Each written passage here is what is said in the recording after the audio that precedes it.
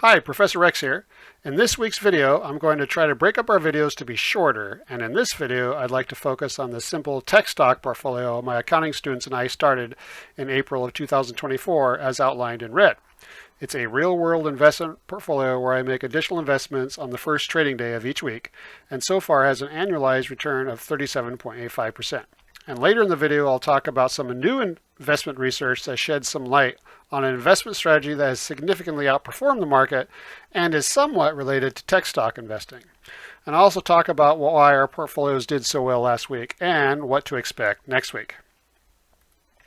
And in next week's video, we'll talk in depth about our dividend stock portfolios that my accounting students and I started back in 2021 and 2023 as outlined in yellow.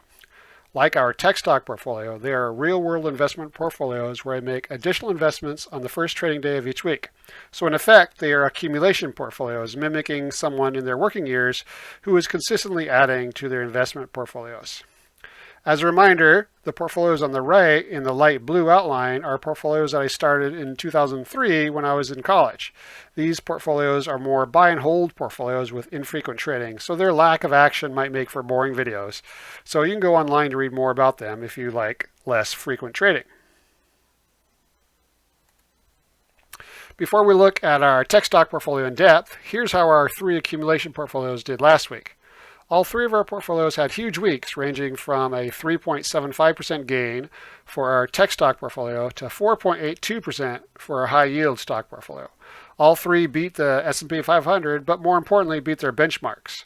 For our dividend portfolios, their benchmark is the dividend ETF with the ticker symbol SCHD, and the benchmark for our tech stock portfolio is the most actively traded technology ETF, ticker symbol XLK. Before we talk about the 10 tech stocks we bought last Monday, let's see how the portfolio has performed so far and its best performers. So the portfolio was started on April 29th, 2024, and each week we add funds to the portfolio and invest in 10 different tech stocks. The rankings of the tech stocks change from week to week. Currently, the tech stock portfolio consists of 25 different stocks. The average investment so far has been held for 124.8 days and has produced an annualized total return of 37.85% using Excel's rate function. If we'd instead invested our weekly investment into the most actively traded diversified tech ETF, ticker symbol XLK, the annualized total return would only be 14.57%. And investments made on the same days in the S&P 500 would have had a return of 20.74%.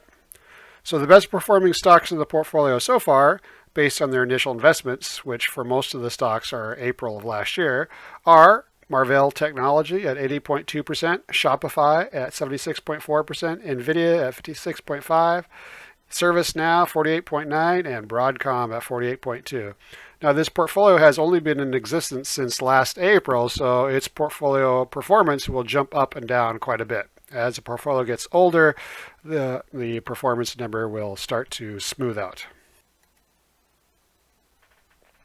Now let's talk about the tech stocks we bought last week. On this slide are our ratings for the top 15 tech stocks as of last Monday. I posted these rankings to our website, beatthestockmarket.com, last Monday. Then we purchased the top 10 stocks, not the top 15. We just buy the top 10. Note that all these stocks are higher quality, meaning they must have a quality ranking of B- or better. More on what makes up our quality grade on the next slide. Also note that the ranking system used for these tech stocks may differ from the rankings we use to rate dividend growth stocks because some tech stocks do not pay dividends. Therefore, in this ranking, we ignore the dividend criteria that involves things like dividend growth, dividend payout ratio, dividend yield, etc. Our highest rated tech stocks last week were Adobe, Lam Research, NICE, Microsoft, Synopsys, Intuit, and Applied Materials. On this slide, I want to show the components to our quality grade. Quality-wise, we only invest in stocks rated B- or better for this portfolio. Risk is the first quality component. Tech stocks, by their very nature, tend to be riskier than most other sectors. The next quality component is competitive advantage. Obviously, the more competitive advantages a company has, the better investment candidate they are. The next quality component attempts to evaluate the company's management.